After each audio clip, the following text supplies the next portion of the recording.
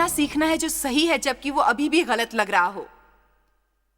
मुझे सीखना है वो करना जो सही है जब हमें बहुत दुख हो रहा हो और लगे हमारे अंदर सब कुछ ढह जाने वाला है, और जो सही है वो शायद और भी लंबे अरसे तक करना पड़े, लंबे लंबे लंबे अरसे तक, इससे पहले कि आपको सही परिणाम मिले।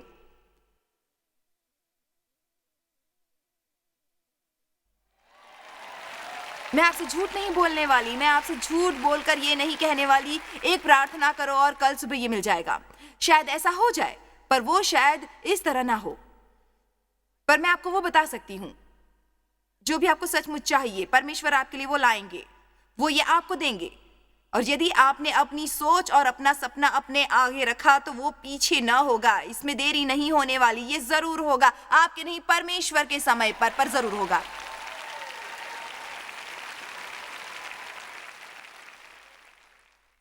और इस बीच ये गलती ना करे जो मैंने की और दुखी होते रहे, इसे अपने बल पर करने की कोशिश करते रहे। अपने जीवन का आनंद ले जहां आप हैं, वहां पर, उस राह पर जाते हुए जहां आपको पहुंचना है। शैतान को हराने के लिए सुबह उठकर खुश होते रहिए। मेरा मतलब है अपनी यात्रा का आनंद ले, परमेश्वर से प्रेम करें। आपको हर दिन ये बुलंद आवाज में कहने की जरूरत है, प्रभु मैं इंतजार कर रहा हूं कि मेरी सोच साकार हो। पर आप जानते हैं प्रभु कि अगर मुझे कभी यह हासिल ना हो, मैं फिर भी आपसे शिद्दत से प्यार करूंगा, कभी आपको नहीं त्यागूंगा, कभी आपको नहीं भूलूंगा। ओ महिमा हो, मैं शायद उत्साहित हो जाऊं और इमारत के इर्द गिर्द दौड़ने लगूं, या कुछ और, मुझे पता नहीं। देखो, परमेश्वर का मेमना जो जगत के पाप उठा लिए जाते हैं, मुझे यकीन है लोगों ने ये सोचकर उसे, खैर कौन है वो, अपने कभी उसके बारे में सुना नहीं। जब मेरी सेवकाई पहले लोकप्रिय होने लगी और मुझे निमंत्रण मिला कुछ बड़ी कॉन्फ्रेंस में जाने का, इस तरह की एक लोग कहते हैं, खैर तुम कहां से आई हो, हमने कभी तुम्हारे बारे में नहीं सुना। और मैं सोचा करती थी, मैं कहती तो थी, पर जहां मैं रह चुकी हूं आप वहां अभी होना नहीं चाहेंगे। मेरी सार्वजनिक सेवकाई अब उस व्यक्तिगत जीवन का परिणाम है जो मैंने व्यक्तिगत रूप में किया है उन 35 सालों में, और मैं अभी भी करती हूं हर दिन अपने जीवन में, हर दिन।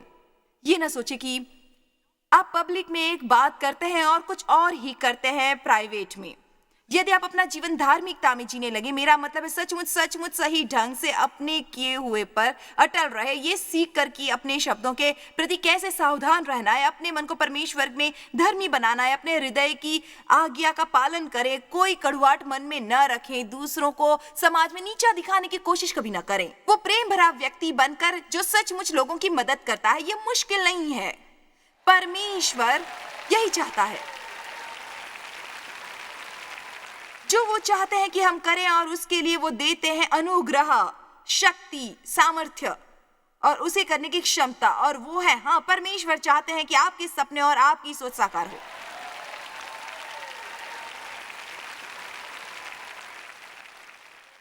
कुछ लोग सोच रहे होंगे, खैर ये कहां से आ गया। वैसे वो बढ़ रहा था 30 साल तक, खैर 3 साल की सेवकाई के लिए, और उन सालों इतने सामर्थी थे जब तक कि परमेश्वर ने उन्हें मुक्त नहीं कर दिया कि वे अभी तक संसार भर में लोगों पर असर कर रहे हैं।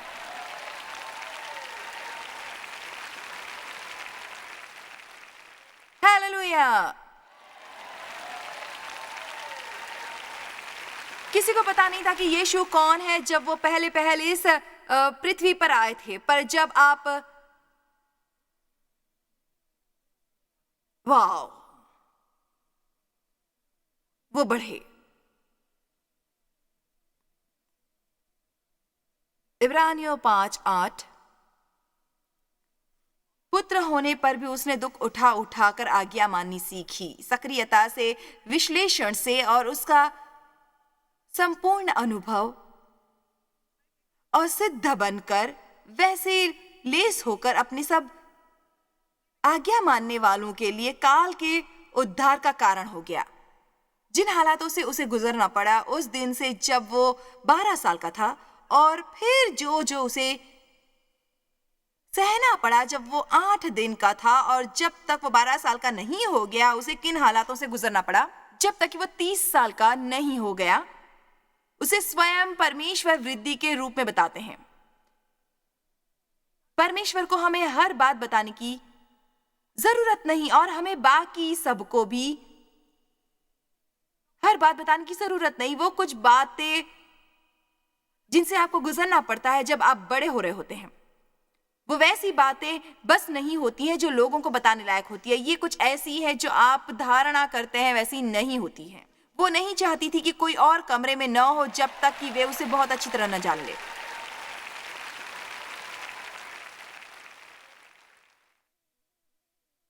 आप वहां अपने जन्म देने वाले कोच पर हैं और पवित्र आत्मा कहता है पुश। बहुत से लोग वहां बाहर जाना चाहते हैं और बड़ी बड़ी बातें करना चाहते हैं, पर उनके पास कुछ अनुभव नहीं। अगर मुझे अपने घर पर किसी प्लम्बर को बुलाना होगा तो मैं किसी अनुभव प्लम्बर को ही बुलाऊंगी। मैं किसी ऐसे को नहीं बुलाना चाहूंगी जो अभी भी प्रैक्टिस कर रहा हो। मुझे कोई इक्विपमेंट वाला चाहिए। पर अगर वो आता है और उसके पास कोई साधन नहीं होते, वो मुझसे कहता है खैर आपके पास कोई साधन है, मैं कहूंगी तुम क्या करने आए हो यहाँ पर। खैर मुझे ऐसा नहीं चाहिए, और हमें जरूरत है अनुभव की, और हमें जरूरत है इक्विपमेंट की। अब मैं आपको कुछ बताना चाहती हूँ जो आप सुनना नहीं चाहेंगे। आप अपने जीवन के आनंद के वक्त में अनुभव नहीं पाते अगर आपके पास साधन नहीं है। आपको इक्विपमेंट नहीं मिलते, आप अपने जीवन में परेशान रहते हैं।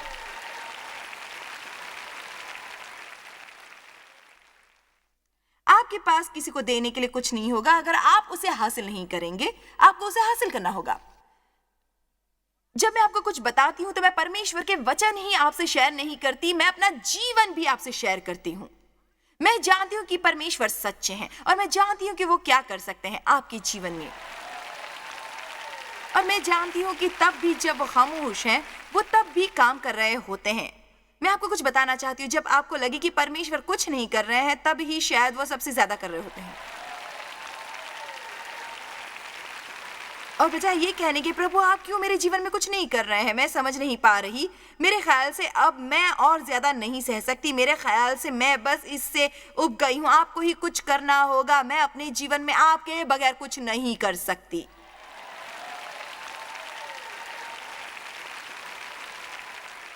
जो आप अपने मुंह से कहते हैं इन खामोश सालों में, वो उससे कहीं ज्यादा महत्वपूर्ण है।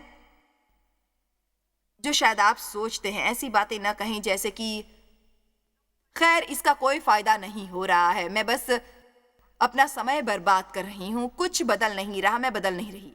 किसी को कैसे परमेश्वर बदल सकते हैं जब तक आप खुद नहीं चाहेंगे कि परमेश्वर आपको बदले। सबको सफलता मिलती है सिवाय मेरे। आप बस उसी बेकार पर्वत के इर्द गिर्द बार बार घूमते रहेंगे, अपनी पूरी जिंदगी बड़बड़ाते हुए शिकायत करते, गड़बड़ी में रहते, उन बातों को कहते जो नहीं है, ऐसे जैसे वे हैं। मूसा पहले 3 साल तक छिपा रहा, अपने जीवन के 3 साल 3 महीने, और तब जब उसने सोचा कि वो तैयार बाहर जाने को है अपनी नई सेवकाई में और इजरायलियों को मुक्त कराने को, उसे रेगिस्तान के पिछवाड़े भेज दिया गया 40 साल तक। सब लोग भूल गए कि वो कौन था। उन्होंने परवाह नहीं की कि वो फिरौन का पुत्र हुआ करता था। किसी ने सोचा नहीं मूसा के बारे में, अब और कोई मूसा के बारे में बात नहीं करता था। किसी को परवाह नहीं थी कि वो कहां था, पर परमेश्वर जानते थे कि वो कहां है। जब सही समय हुआ, परमेश्वर उसके सामने प्रकट हुए और उसका इस्तेमाल किया। उसे क्या हुआ उस अनजान प्रदेश में? आपको पता है, बाइबल हमें बताने की परवाह नहीं करती। वो बढ़ा,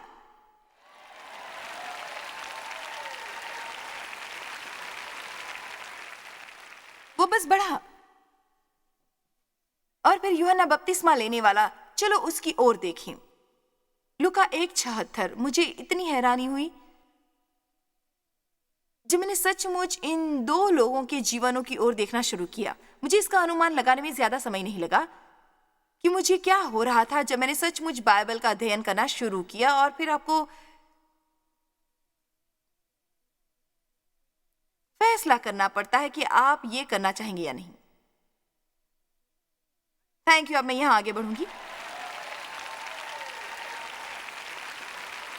क्या आप सचमुच परमेश्वर द्वारा इस्तेमाल होना चाहते हैं? मेरा मतलब, क्या आप सचमुच परमेश्वर द्वारा इस्तेमाल होना चाहते हैं? मेरा मतलब सचमुच यकीन से आप ये इक्विपमेंट पाना चाहते हैं? क्या आप अनुभव पाना चाहते हैं?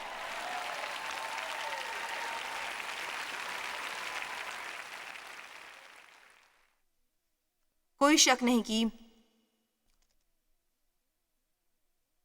जब इन दो लड़कों की माँ यीशु के पास आई और कहा, मैं चाहती हूँ कि मेरे पुत्र तुम्हारे साथ बैठे जब आप अपने राज्य में आए, एक आपके बाईं तरफ, एक दाईं तरफ। यीशु ने कहा,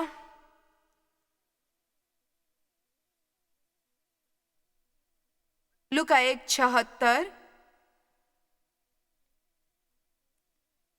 और तू है बालक परम प्रधान का भविष्यवक्ता कहलाएगा, क्योंकि तू प्रभु का मार्ग तैयार करने के लिए उनके आगे आगे चलेगा,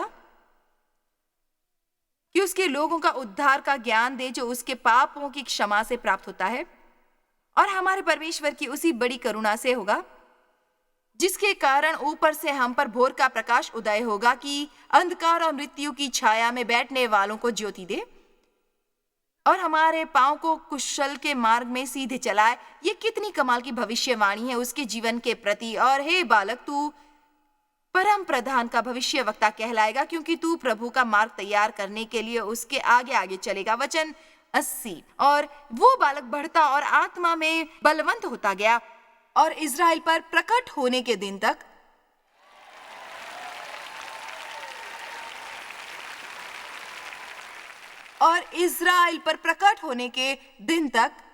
जंगलों में रहा। जंगलों में, मैं आपको बता दूं, लगता है परमेश्वर का जंगलों में कुछ खास लगाव है। हर व्यक्ति जिसे वो इस्तेमाल करना चाहते हैं उसे वहां जाना ही पड़ता है, और उसे भेजा गया निर्जन प्रदेश में और रेगिस्तान में उस दिन से जब तक कि वो दिन नहीं आ गया जब वो पागलों सा चिल्लाता हुआ आया, प्रायश्चित करो क्योंकि परमेश्वर का राज्य निकट है।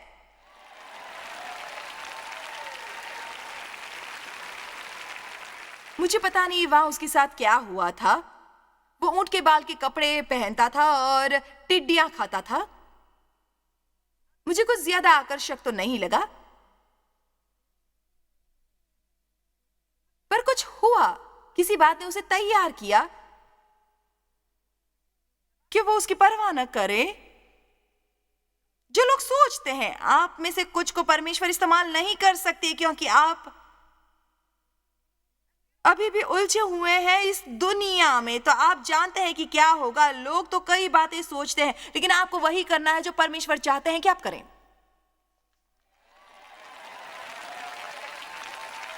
चलिए भी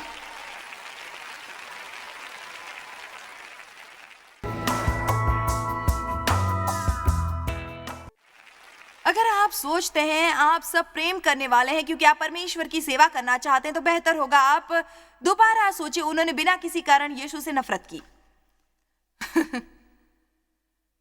आप परमेश्वर द्वारा इस्तेमाल नहीं किए जा सकते। अगर आपको इसकी ज्यादा ही चिंता है कि लोग क्या सोचते हैं, यदि आप लोगों को चापलूसी करते हुए देखेंगे, आप उनसे बातें करेंगे, आप सोचेंगे कि वो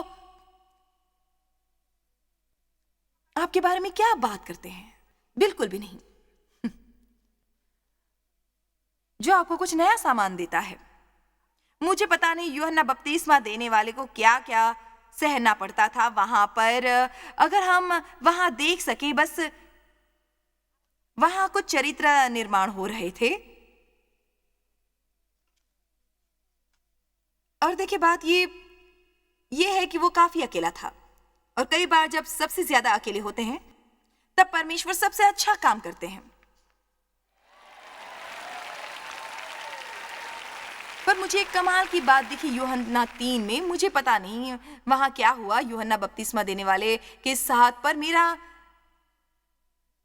मतलब है उसे विशेष चरित्र मिला। यूहन्ना 3 अध्याय वचन 25 में वहां यूहन्ना के चेलों का किसी यहूदी के साथ शुद्धि के विषय पर वाद विवाद हुआ, और उन्होंने यूहन्ना के पास आकर उनसे कहा, हे, जो व्यक्ति यरदन के पार, यरदन के किनारे तेरे साथ था और जिसकी तूने गवाही दी है, देख वो बपतिस्मा देता है और सब उसके पास आते हैं। यूहन्ना, तुम अपने सभी चेले गंवाने वाले हो, तुम्हें कुछ करना होगा, वो तुम्हारी जगह ले रहा है। अब सब लोग उसी की ओर भाग रहे थे। यूहन्ना को इसके बारे में सोचना न पड़ा। उसके जवाब की तरफ देखिए। जब तक मनुष्य को स्वर्ग से न दिया जाए और कोई स्रोत है ही नहीं, जब तक वो कुछ नहीं पा सकता, क्योंकि दावा नहीं कर सकता, वो अपने लिए कुछ न पा सकेगा।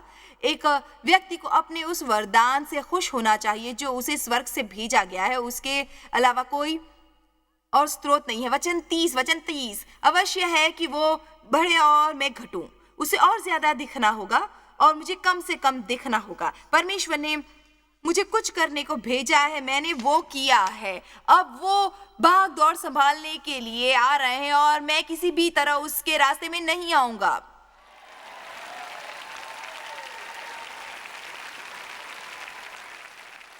आपको ये जानने की जरूरत है कि वो कैसे करना है जो परमेश्वर चाहते हैं कि आप करें। ये करने का समय कब है और उसे कैसे बंद करना है। वो खामोशी के वर्ष यीशु के लिए वो रहे, यूहन्ना बपतिस्मा देने वाले के लिए वो रहे, मूसा के लिए रहे। यूसुफ ने 13 साल जेल में बिताया किसी जुर्म के लिए जो उसने नहीं किया था, पर वो सीधे गया कारावास से महल में। जॉयस, तुम बात करती हो खामोश सालों की। मुझे लगता है जैसे मेरा जीवन खामोश रहा है। कब कब कुछ होगा मेरे साथ, मैं आपको नहीं बता सकती कि कब, पर मैं आपको वो बता सकती हूं कि ये शायद हो अचानक, बिल्कुल वैसे ही जैसे अचानक यीशु प्रकट हुए। देखो, ये परमेश्वर का मेमना है जो जगत का पाप उठाने वाला है। अचानक मूसा ने देखी एक जलती हुई झाड़ी और परमेश्वर ने उसे बुलाया कि इजराइलियों को बाहर निकाल उन चमत्कारों और शक्तियों से और लाल समुद्र की बांटने और मन्ना की तरह के महान आश्चर्य कर्मों से, बहुत ज्यादा महान आश्चर्य कर्मों से। हो अद्भुत, उसने मुझे निर्जन प्रदेश में किए। मैं शर्त लगाकर कह सकती हूँ, जब उसने अपनी लाठी लाल सागर पर बढ़ाई और वो बट गया, उसने सोचा होगा मुझे बहुत खुशी है कि मैं अपनी इक्विपमेंट ले आया। मुझे बहुत खुशी मेरे साथ अनुभव है। और बस काश मैं आपको बता सकती हूँ कि मुझे कितनी खुशी है कि मैं उनसे गुजरी हूँ जो मुझ पर बीती है और मुझे नफरत थी उन सब से, पर ओ माय गॉश, अब मैं इतनी खुश हूँ। और मैं कामना करती हूँ कि मैं आपके खुश होने में मदद कर सकती हूँ उसके बारे में जो आप पर गुजर रही है। काश आप उसे बेहतर ढंग से सह सकते। हार मत मानिए और हथियार मत डालिए। अपने जीवन के हर दिन जब आप उठते हैं, आप कहें आज मेरे साथ कुछ अच्छा होगा। मेरे साथ ही अचानक होने वाला है। मेरे जीवन में आज अचानक परमेश्वर एक आविष्कार कर देंगे। यदि आज सही समय है तो आज ही वो दिन आएगा, मुझे कुछ मिलेगा अपने जीवन में। पर हार नहीं मानने वाला मैं, और मैं इसे नहीं छोड़ने वाला हूं। वो बढ़ा। पौलुस छिपा हुआ था। वो कोई अच्छा चरित्र नहीं था जब परमेश्वर ने उसे बुलावा दिया। मैं एक अच्छा चरित्र नहीं थी, मैं एक अच्छी उम्मीदवार नहीं थी, इसलिए मेरे दोस्त मुझे कभी समझ नहीं पाए। और मैं सचमुच उनको दोष नहीं दे सकती वो सोचने के लिए, क्योंकि मैं कोई खास मटेरियल नहीं थी। मेरा मतलब, उन्होंने मुझे बताया तुम्हारा वो शक्तिशाली व्यक्तित्व है, तुम्हारी आवाज गलत है, तुम्हारा रवैया खराब है, तुम्हारे पास पर्याप्त शिक्षा नहीं है। और वे सही थे, पर परमेश्वर ने मेरा अभिषेक किया। मेरा मतलब अगर आप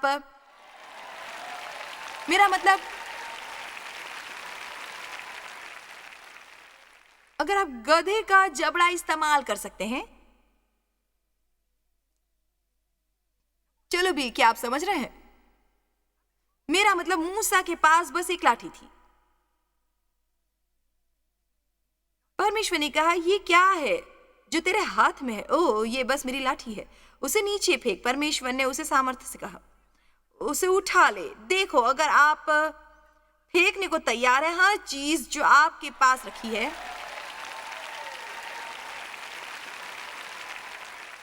परमेश्वर उसे भर देंगे सामर्थ्य से और दोबारा वापस उठा देंगे। मेरी एक अजीब सी आवाज थी जो ज्यादातर औरतों की आवाज जैसी नहीं लगती थी। परमेश्वर ने कहा, तुम्हारे पास क्या है?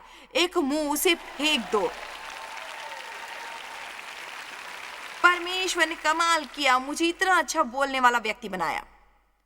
आपको पता है परमेश्वर गुप्त रूप से काम करते हैं।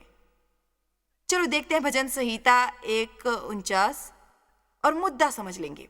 अचानक पौलुस और सिलास जेल में थे, गीत गाते हुए। आधी रात के समय अचानक वो औरत जिसे 18 साल से लहू बहने का रोग था, जो हर एक वैद्य के पास गई थी, और अचानक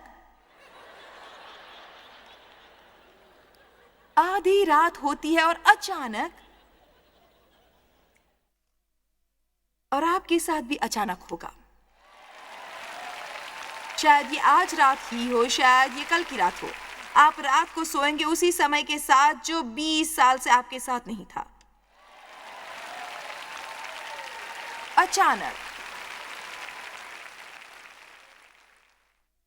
और उसी पर आपकी नजर टिकाए रखनी होगी आपको।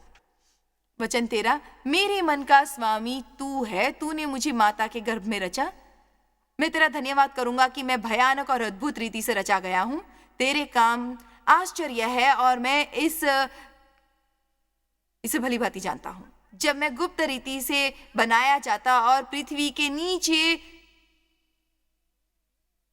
स्थानों में रखा जाता था, तो मेरी हड्डियां तुझसे छिपी न थी। अब आपको पता है क्या शिशु के विकास की यही पूरी बात कितनी अद्भुत है। मैं वो सोचती हूं कि क्या परमेश्वर ने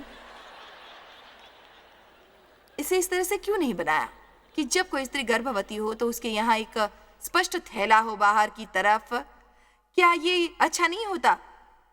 परमेश्वर ये करते हैं गुप्त रूप से, रहस्य के क्षेत्र में, अंधेरे में। वो अपना हाथ वहां डालते हैं और वो उसे गढ़ते हैं और आकार देते हैं। और बाइबल में लिखा है, हमारे जीवन के हर दिन का लेखा पहले से ही लिखा है, इससे पहले कि वो अस्तित्व में आता। आप नहीं जानते कि ठीक इस वक्त परमेश्वर आप में क्या कर रहे हैं। मैं आपको बता सकती हूँ, परमेश्वर काम कर रहे हैं और जन्म होने वाला है। और मैं शायद ये जोड़ूं, सबसे बुरा दर्द होता है सफलता से पहले। हालेलुया! सबसे बुरा दर्द ठीक उस सफलता से पहले ही होता है। हालेलुया! निर्गमन 33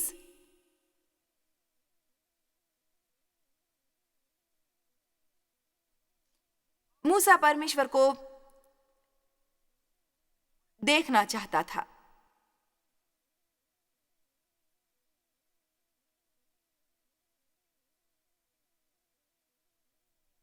मैं आपको देखना चाहता हूं प्रभु। और उन्होंने कहा, मनुष्य मेरे मुख का दर्शन करके जीवित नहीं रह सकता। यहोवा ने कहा, मैं अपने तेज सहित तेरे सामने से होकर निकल जाऊंगा। आपको उस पर अड़े रहना होगा। मैं तेरे सम्मुख चलते हुए तुझे अपनी सारी भलाई दिखाऊंगा और तेरे सम्मुख यहोवा नाम का प्रचार करूंगा। और जिस पर मैं अनुग्रह करना चाहूं उसी पर अनुग्रह करूंगा, और जिस पर दया करना चाहूं उसी पर दया करूंगा। फिर उसने कहा, तू मेरे मुख का दर्शन नहीं कर सकता, क्योंकि मनुष्य मेरे मुख का दर्शन करके जीवित नहीं रह सकता। फिर यहोवा ने कहा, सुने, मेरे पास एक स्थान है, तू उस चट्टान पर खड़ा हो। यीशु चट्टान कहलाता है। और जब तक मेरा तेज तेरे सामने होकर चलता रहे, तब तक मैं तुझे चट्टान के दरार में रखूंगा, और जब तक मैं तेरे सामने होकर निकल न जाऊं, तब तक अपने हाथ से तुझे दांव पे रखूंगा। फिर मैं अपना हाथ उठा लूंगा, तब तू मेरी पीठ का तो दर्शन पाएगा, परंतु मेरे मुख का दर्शन नहीं पाएगा। अब आखिर ये क्या मतलब है? मेरा मानना है कि परमेश्वर ने इस शास्त्र वचन के द्वारा मुझे समझाया करीब 15 साल पहले, और ये है जो वो था। मैं एक विश्वासी हूँ और मैं परमेश्वर से सुनना चाहती हूँ। मैं चर्च जा रही हूँ, मैं गा रही हूँ, तालियां बजाकर खुशी के गीत और ऊपर नीचे कूद रही हूँ। कुछ नहीं हो रहा। मैं घर पर अपने बिस्तर में हूँ रोती हुई, और कुछ नहीं हो रहा। परमेश्वर आ रहे हैं। मैं ये नहीं जानती, पर परमेश्वर आ रहे हैं। उन्होंने कहा, तुम मेरा मुख नहीं देख सकते, पर मैं तुम्हें यीशु में छिपा दूंगा जो चट्टान है। तुम मेरा मुख नहीं देखोगे, पर जब मैं वहां से गुजर जाऊंगा, अपने हाथ से मैं तुझे ढांपे रहूंगा और तू मेरी पीठ देख पाएगा। तो ये है जो इससे समझ पाई हूं। आप अपने पूरे जीवन भर सबसे बड़े कबाड़ में घिरे हो और आप हमेशा परमेश्वर को आते देख सकते हो। आमीन। और क्या होगा? आप शायद आज रोते हुए सोने जाएं और परमेश्वर आ रहे हैं और कल सुबह आप कह रहे होंगे, वो परमेश्वर थे, वो परमेश्वर थे, वो परमेश्वर थे, वो परमेश्वर थे मेरे जीवन में।